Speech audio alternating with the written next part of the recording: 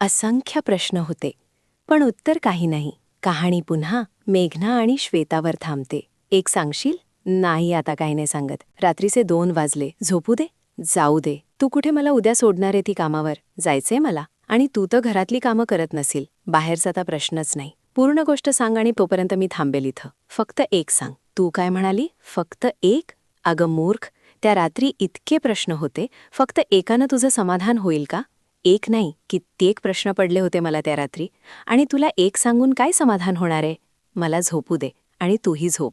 तसं काही सुख नाही येते की आठवलं की उत्साह वाढतो. डोकं दुखायला लागलं त्या मंदीला आठवलं तर. झोप, सकाळी बोलू. तर झोपायला जाते. पण मेघनाला झोप कुठे लागते? किती प्रश्न चालू असतात ते तिच्या मनामध्ये. विचारांनाच असं थैमान घातलं होतं. काय खरं आणि काय खोटं काही कळत नव्हतं.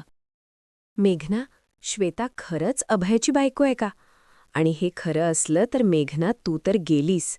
सामान्य माणूस साक्षीदार ठेवत नाही. हे तर सराईत गुन्हेगार आहे. तुला घरी येऊन घेऊन आलीये. सोडेल का तुला?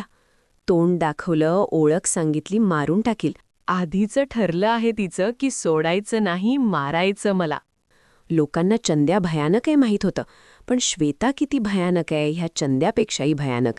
तू म्हणत होता जाऊ देऊ, पण ही म्हणाली मारून टाकू.